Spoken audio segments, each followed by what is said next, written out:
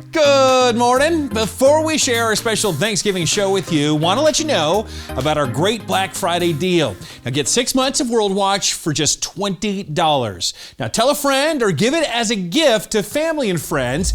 It goes on now through Monday. It's the best deal of the year. Good morning. I'm Kristen Flavin, and we're so glad you joined us during this Thanksgiving holiday. Thanksgiving is one of my favorite holidays. Maybe you feel the same way. So let's start by saying this. This year, we can get Thanksgiving right, even if we're probably getting it wrong. Now, what exactly do I mean by that? Well, there's lots of debate over the history of Thanksgiving, like who was first? We've been taught that Thanksgiving springs from a feast between the Pilgrims and the Indians in 1621 at Plymouth Plantation. But there are also claims that the first Thanksgiving celebration actually happened earlier and somewhere else. Maybe it began in 1620 at Berkeley Plantation in Virginia.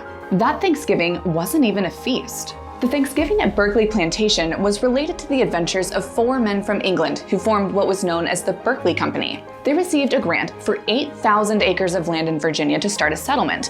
The Berkeley Company recruited Captain John Woodleaf, 19 crew members, and 35 settlers and sailed across the Atlantic Ocean. When they arrived on the Virginia shores, the crew knelt and gave thanks to God for a safe passage. It was ordered to be observed as an annual day of Thanksgiving, but following the massacre of most of the settlement a few years later, the day was forgotten, and it was discovered in historical documents. And while the Pilgrims are credited with starting the tradition of Thanksgiving in America, there's debate over whether the celebration we hold today is actually based on the Pilgrims at all. See, Abraham Lincoln is sometimes referred to as the father of Thanksgiving because of his famous Thanksgiving proclamation in 1863. After he received a letter from a woman petitioning for a national Thanksgiving celebration, Lincoln declared the last Thursday in November as a day of thanksgiving and praise.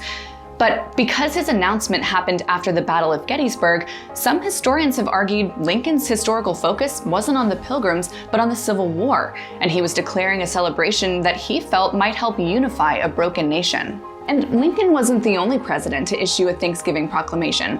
George Washington issued a Thanksgiving proclamation in September 1789, naming Thursday, November 26, 1789, as a day of public Thanksgiving.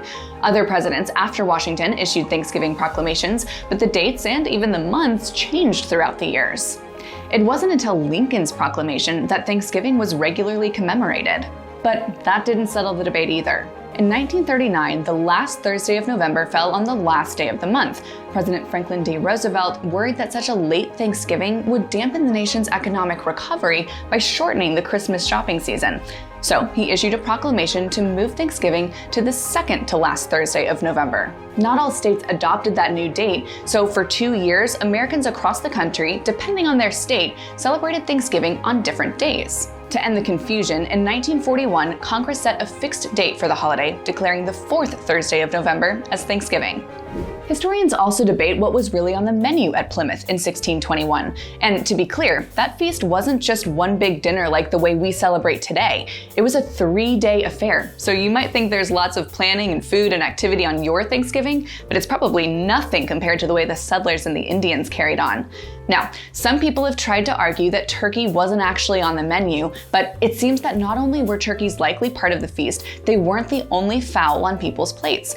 Historians point to a couple surviving documents that reference the meal. One from Edward Winslow, who wrote a letter to a friend and talked about the men killing enough fowl to feed everyone for a week, and also a writing from William Bradford. He talks not only about the venison brought by the Wampanoag Indians, but also a great store of turkeys. Historians believe the birds they ate in addition to the turkeys might have been ducks and geese. They also say it makes sense that the group living along the coast enjoyed lobsters and clams and bass, and having learned to grow things in the New World, their plates probably included corn, green vegetables, and dried fruits. Today, of course, we've pared down the list of meats to mostly just turkeys. Americans today prepare 46 million of them each year. So there was plenty of food, but are you sitting down? There was no pie at the Pilgrim Feast. Yep, historians say there isn't evidence to support the idea that there was pumpkin pie. Pumpkins and squashes were likely part of the menu, but at that time, settlers didn't have things like butter or wheat flour to make pie crust, and they didn't have ovens. Today, though, Americans eat an estimated 50 million pies on Thanksgiving. Remember we started the show by saying this year we can get Thanksgiving right even if we're probably getting it wrong? Well, you've just heard some of the details we may be getting wrong, but we can still get the giving thanks part right, and we're gonna do that right now. We're thankful for the families that raised us. We're thankful for the 5 generations that have lived here, raised families of their own. And as we look back at the years that we've been here and are grateful, we look forward to what God has provided for us in a new place and a new home in the future. From our family to yours, Happy Thanksgiving. Hi everyone, there are so many things that I am grateful for. One in particular is my new forever best friend. That's me. And her dog named Nico. Hi buddy. Hey guys, this last year I've been very thankful for the ability to just get outside. It's been such a beautiful year filled with a lot of days hiking and biking and a lot of quality time with friends and family. And I'm grateful for those memories and that special time together. Hi, I'm World Watch editorial director Rich Bishop, and this is a little unusual, but I'm trying to make a point. Take your fingers and do this. Feel your heartbeat. Well, a couple years ago, I started having an irregular heartbeat, and it kept getting worse until it finally got stuck. And actually, it sounded something like this, like a couple tennis shoes in a dryer. Doctors were able to help me in quite an unusual procedure. Now, every day, I find myself doing this a couple times a day, and it helps me to remember to be grateful for the kinds of things that I used to take for granted. So about 7 months ago, my life changed dramatically, and each day since then has been a fascinating mix of delights and challenges, and it is a gift. And so this year I am so grateful for the privilege of becoming a mother. Hi, I'm Shay Smith, video and web editor at Worldwatch, and I am thankful for time with family. Hey guys, happy Thanksgiving. One of the things that I'm really thankful for this year is creation and just getting to be out in nature and seeing God's beauty in this world that He's created for us. I'm grateful for all the things we take for granted, like silhouette lighting, paper, refreshing rain, umbrellas, sunshine, and above all, during the past 2 years, for the words of Psalm 33, answered prayer among my family and friends. For the Lord is good, His mercy is everlasting, and His truth endureth to all generations. Oh, hey. You know, I was just thinking about what I was grateful for. A lot's changed for me this year. Some really good, some not so good. But one thing that hasn't changed is the fact that God loves me. He loves me so much that He sent His Son for me. So this year, I'm really grateful for the gospel.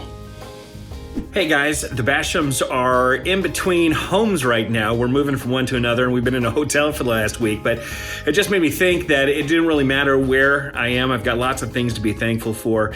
My beautiful family, for purposeful work, and for you guys as well. Thanks so much for watching. Hope you guys have a great Thanksgiving.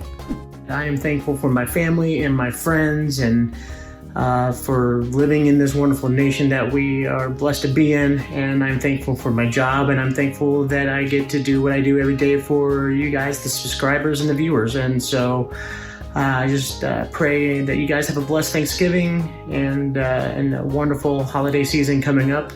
Earlier this year, my husband and I relocated. So instead of 6 hours, we're only 30 minutes from my mama and my daddy. You want to know what else I'm thankful for? I get to experience the variety of God's creation. From acres of white cotton fields to endless waves and soft sand and long walks on the beach with my husband Stanley. Happy Thanksgiving! Thanks for watching, everyone. I'm Kristen Flavin, and remember, whatever the news, the purpose of the Lord will stand. We'll see you on Monday.